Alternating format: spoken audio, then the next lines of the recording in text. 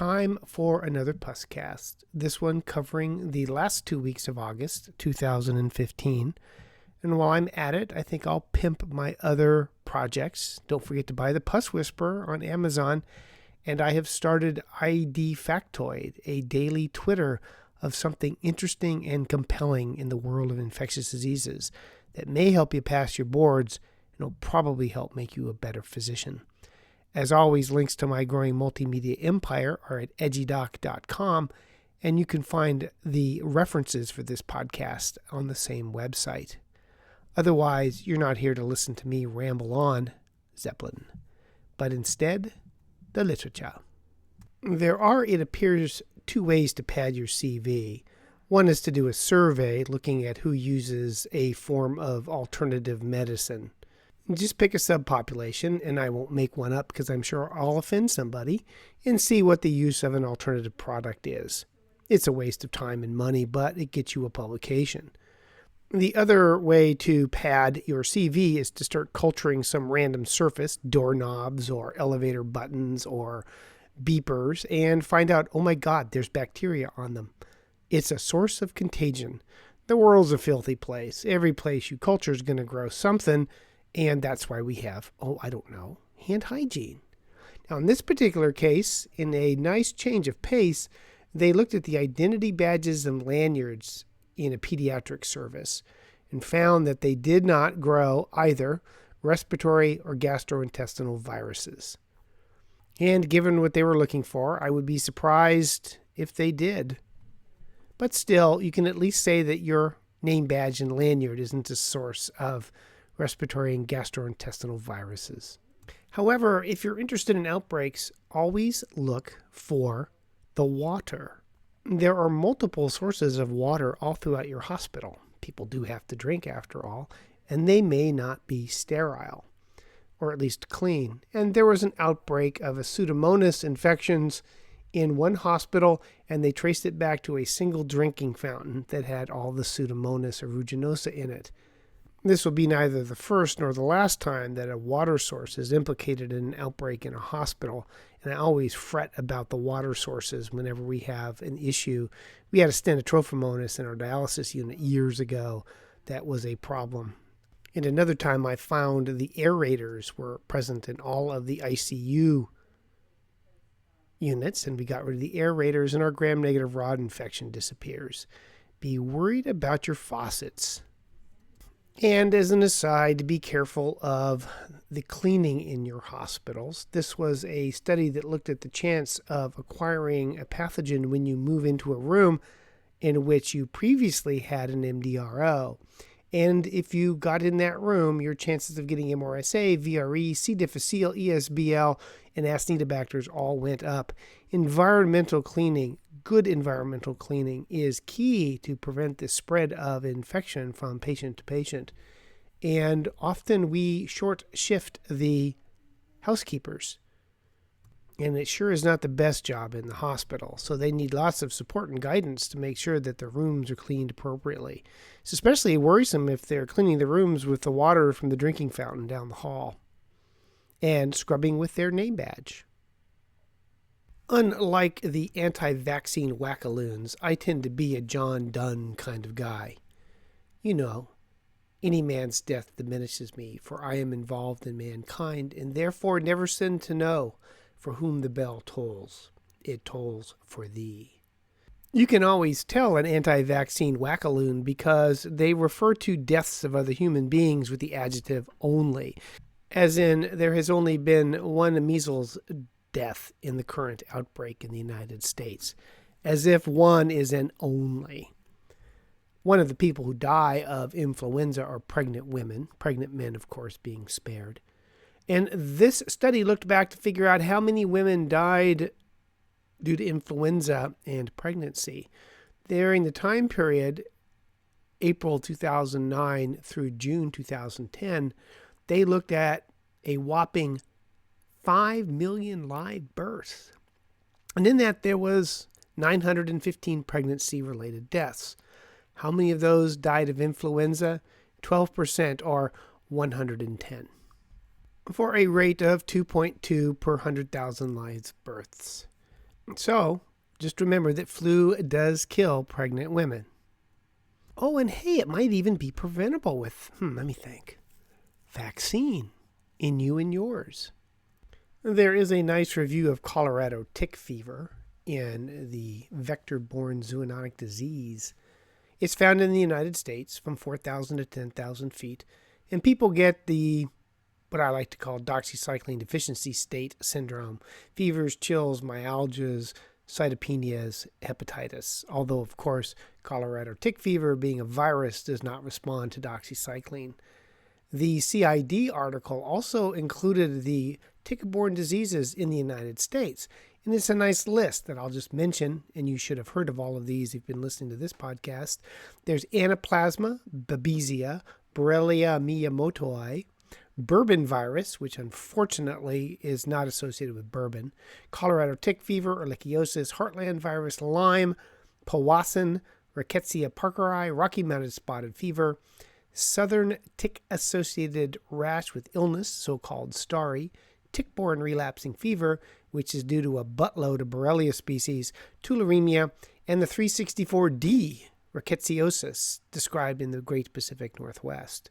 That's a nice list of tick-borne illnesses, and ticks give me the willies. Not as bad as leeches. I always remember that scene in African Queen when Humphrey Bogart comes out of the water all covered with leeches. Ticks are almost as bad, but not quite. There is a tendency I have found for premature closure when a patient from a tropical country is seen for a fever. The docs usually do not think beyond malaria, and they rarely remember that there are other causes of fever in traveling patients. Now the issue is people coming from Ebola countries. If they have a fever, what are they likely to have? Just as all that glitters is not gold and all who wander are not lost, all with fever in Sierra Leone don't have Ebola. They actually tend out to have a large hodgepodge of other illnesses. And in looking at the non-Ebola virus disease in that part of the world, they had malaria, influenza, coronavirus, E. coli, Vibrio, astrovirus, UTI, cellulitis, dermatitis, gastroenteritis, pancreatitis, usual hodgepodge of illnesses that people get. So even when someone's coming back from Ebolaville, don't forget they probably have a more mundane cause of their fevers. And I think malaria is mundane, don't you? You have to have data, of course, to guide therapy. And sometimes that data is slow in coming. This study looked at the outcomes in patients who had HIV medications started right away, often when CD4 counts are greater than 500, or waiting until it fell to 350. And Kelsopraise patients who started on their antiretrovirals when the CD4 counts were elevated above 500, i.e. initial therapy, did better. They had fewer AIDS-related serious illnesses and fewer non-AIDS-related serious illnesses without an increase in adverse effects. This is more data that says that as soon as you get a diagnosis of HIV, you should start medications to prevent viral replication. It's certainly nicer than 20 years ago, where now we have medications that are effective, less toxic, and are certainly more easy to take, being once or twice a day rather than the old multi-drug, multi-pills regimen that we used to have. So I think the take-home, though, is if you have a HIV positive patient, you start therapy immediately. And early suppression of the viral load may also have the benefit of decreased transmission of disease as well. So it may not only be a benefit to your patient, it may be of benefit to the population in general. It's nice not to get cancer, which is what the HPV vaccine was mostly designed to do. But it also does prevent, not news to anybody listening to this, genital warts. The problem, of course, with the HPV vaccine is it takes 3 shots. And it's difficult to get 3 shots into most people. Completing the series is not something that comes naturally. So this study out of Denmark looked at how good 2 doses was for preventing genital warts. They found that the 3 doses was best. But interestingly, if you stretch the time between the first and the second, you increase the efficacy of the vaccine for preventing warts.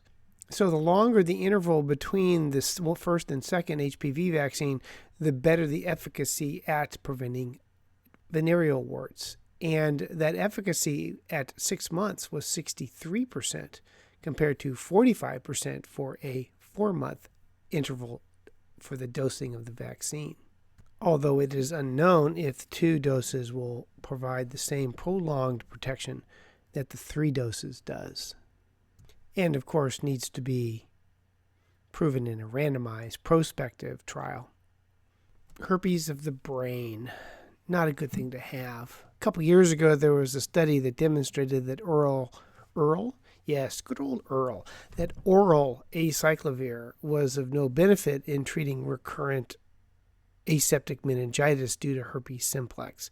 Not only did it not prevent cases, but patients had rebound when the medication was stopped and had more episodes.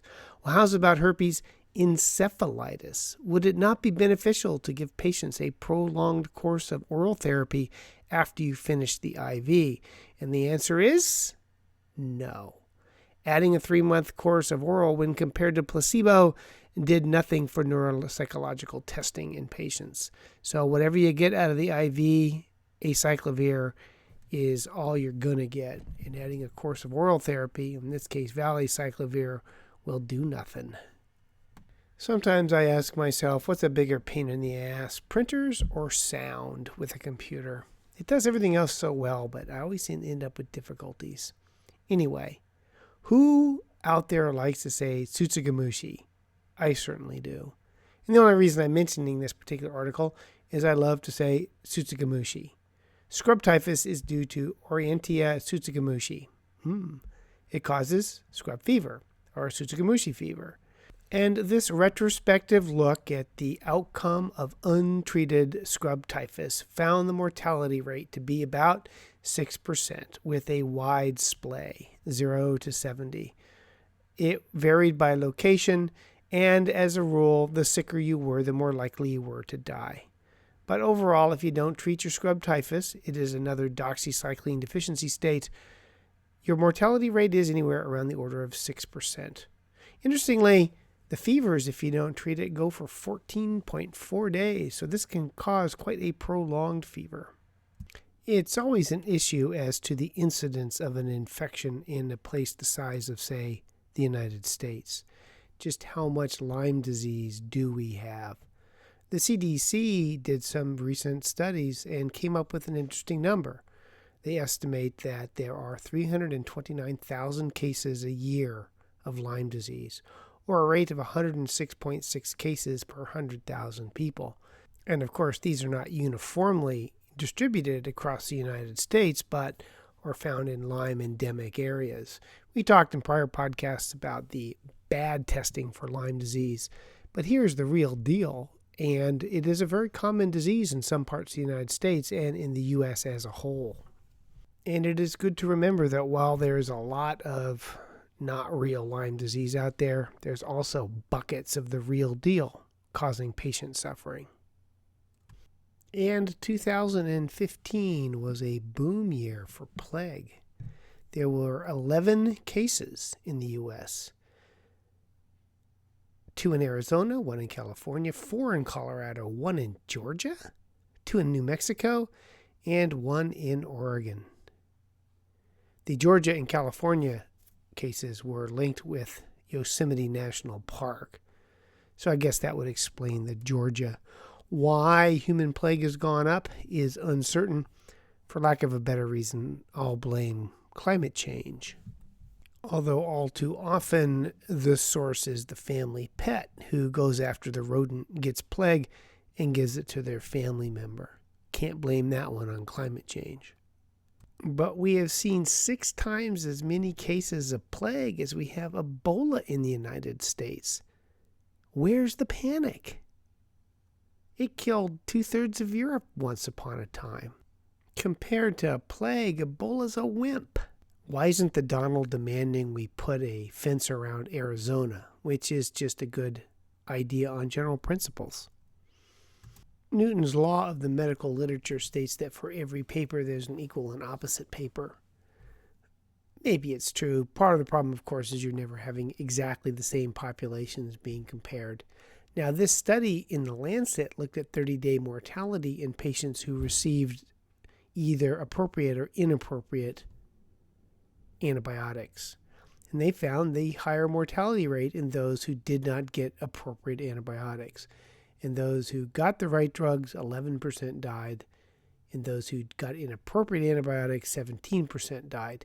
And as is always the case, the sicker you were, the more likely you were to go on to die.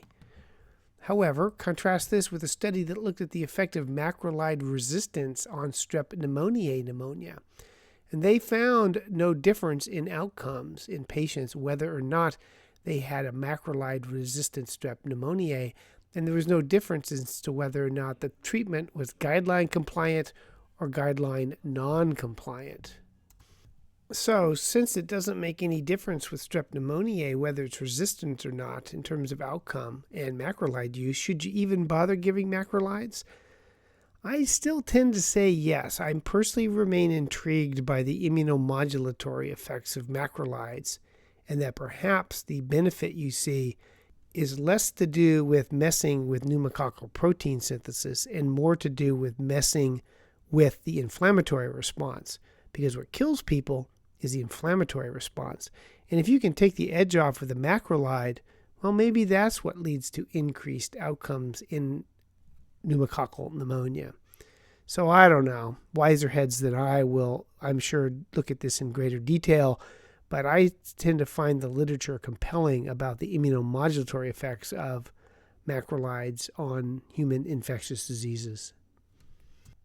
And sometimes there's more than one organism causing pneumonia that may be amenable to a macrolide, like Legionella, although that's less common. But if you're giving immunomodulatory drugs, well, maybe you just need to use steroids instead. There's a meta-analysis in the Annals of Internal Medicine that looked at using corticosteroids in patients with community-acquired pneumonia. And when they looked at all the studies, they found that patients had a decrease in mortality by about 3%. A need for mechanical ventilation went down by 5%, and that hospital stay went down by approximately a day. You know, the only side effect was the increase in glucose, and there was not an increase in GI bleeds in this meta-analysis. So should you be giving patients with community-acquired pneumonia steroids or cellulitis steroids? The data is increasingly suggesting that a little bit of steroids may be good for you if you have an acute infection being admitted to the hospital. For me, giving steroids for an acute infection is performing an unnatural act, but then humans rapidly become comfortable with performing unnatural acts, so I suppose I just need to get in the habit. And of course, patients like to make your life difficult. For example, the studies show that use of steroids in influenza increases mortality, but a third of patients with influenza who get admitted will have an underlying bacterial pneumonia, which is more likely to lead to ICU admission and death. So should that cohort be given steroids? In all influenzas, it's a bad idea, but it does help people with bacterial community-acquired pneumonia. So how about an influenza that has community-acquired pneumonia secondarily infected? I probably wouldn't do it. But still, there's all these variations on a theme that always make it impossible to really know what is best for the patient. So I'm going to have to learn to recommend steroids. Still don't know what the hell to do with troponins. Yeah, they're elevated in everybody, and I just scratch my head at them. And how about lactate? I wasn't trained in the everybody gets lactate for sepsis era, so I usually look at a lactate and go, it's up. Interestingly, though, it looks like a good study in the spinal fluid to help differentiate between bacterial and viral meningitis. And it's not too unusual to get someone to come in whose parameters are iffy. You can't quite tell if this is truly bacterial or viral because the spinal fluid is not very smart. It doesn't always know how to present typically. And they found that in this study that the lactate was good. And if you used a cutoff of 3.5 in the spinal fluid, it had 100% sensitivity and specificity, which is nonsense. Nothing ever has 100% sensitivity and specificity. My rule of thumb is that everything in the real world is half as good as a study, but still, lactate should be something to add perhaps to the spinal fluid in iffy cases.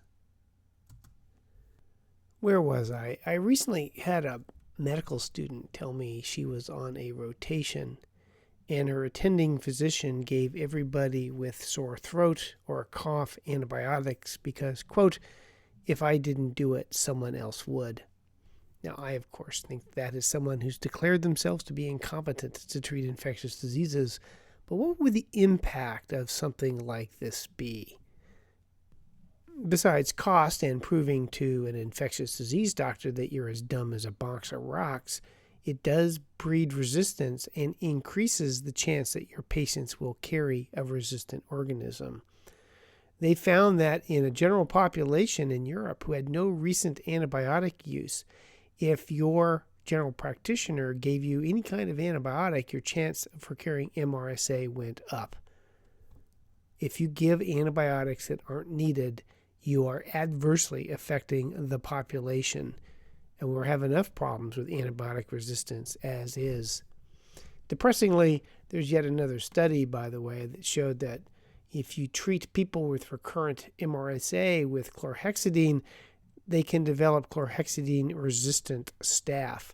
They develop it by a, quote, novel plasmid that encodes a quaca efflux pump. So that is depressing. Plasmids equal rapid spread. And so using these chlorhexidine baths, etc., in the ICUs and in the outpatient setting is likely to have a very temporary effect on MRSA carriage. And then we'll have chlorhexidine and mupirocin-resistant MRSA. I would still put my money on gonorrhea as the first organism to become totally resistant to antibiotics, but boy, Staph aureus is going to be a very close second. When I was a resident, when I was an intern, everybody got coags and a VDRL on admission if there were no indications or not. The biggest problem now with labs without indication is probably the urinalysis. And this study looked at the use of urinalyses in the elderly in an emergency room and found that routine UAs, i.e., without patients who were symptomatic for urinary tract infections, tended to have more antibiotics that they didn't need and had more cost because they got more cultures that they didn't need. You should only get urinalyses for patients who are symptomatic for their UTIs. And if you find stuff, you're going to act on it when it doesn't need to be acted on. When it comes to the urine in asymptomatic people, it should be don't ask, don't tell. Probably the only time that's a useful approach to human beings. So, risks of immunosuppression. For alcoholic hepatitis, steroids did not increase the risk of bacterial infection, although there was a slight increase in fungal infections. 3 of 9 patients died, and the p-value for the risk was 0.02, so not statistically significant, but certainly suggestive. We normally think of TNF-alpha inhibitors as increasing risk for bacterial and fungal infections, but this study out of Danish land, Denmark, showed also an increased risk in the rates of bacterial infections in patients with inflammatory bowel disease. The hazard ratio was around 2 for most of the infections, although it was only statistically significant for cellulitis. But it would appear that TNF inhibitors may increase your risk for bacterial infections as well. A case report of Whipple's being reported after TNF-alpha treatment, and there is some suggestion that that may also be increased with TNF, although it's mostly anecdotes, and you know as well as I that the plural of anecdote is anecdotes, not data. Still, anytime you mess with TNF, it's not going to be good for you long term in terms of subsequent secondary infections. Gleevec is probably the most famous of the tyrosine kinase inhibitors. It shuts down CML, chronic myelocytic leukemia. It's really quite remarkable. The interesting thing about this drug and others in its class, none of whom I can pronounce, imatinib, nilotinib, dasatinib, probably mispronounced them all, let's just say Gleevec, is they are also effective against the organisms of human filariasis, at least in the test tube. And it would be really cool if it was equally efficacious in human beings, as our current medications to treat filariasis are not that good. It's pretty amazing that a drug that was designed for cancer also kills off filariasis. Of course, at a current cost of $30,000 a year, I don't think countries with a lot of filariasis are going to be lining up to take the medication for their. But often after price gouging the West, the pharmaceutical companies will give medications to the developing world at less cost. And there was an interesting epidemiologic study out of Denmark land that showed that people who were on antibiotics had a 53% increased risk of developing type 2 diabetes. Now, does that mean that antibiotics are directly causing diabetes? Or perhaps people with as of yet undiagnosed diabetes get more infections and therefore take more antibiotics? There's also some interesting literature in children that those who take antibiotics early in life are more likely to be obese in the years following. So perhaps it's messing with the microbiome in some way as well. That would be one way to decrease antibiotic use in the outpatient setting when patients demand it. Say, look, antibiotics are going to make you fat and give you diabetes. And finally, the meta-analysis is out that again looks back at the efficacy and safety as tigecycline, and in 15 randomized controlled trials, when compared to the comparator, tigecycline is not as good. Tigecycline has more adverse events and more all-cause mortality compared to other antibiotics. So it is nice to have tigecycline, as some Acinetobacters are only susceptible to tigecycline, but that should never be a go-to drug in treating patients. And that brings us an end to the Puscast. A quickie review of the infectious disease literature for the last 2 weeks of August 2015. I'm getting less and less talkative about each paper because there's so much out there. And really, in the era of the internet, if you're really intrigued, you can go look up the article, because the references are available on my website, edgydoc.com, where you will find links to my growing multimedia empire of books, The Pus Whisperer, apps, The Infectious Disease Compendium, blogs, and podcasts. Oh my, so much more Crislip for you. Otherwise, as I mentioned at the beginning, there's my new offering, ID Factoid. Every day, 1 or 2 facts that will make you not only a better doctor, but may help you pass your boards. Otherwise, thank you as always for this most interesting consultation and allowing me to participate in the care of this most difficult and challenging case. I shall continue to follow along with you. Thank you, and dictation. Goodbye.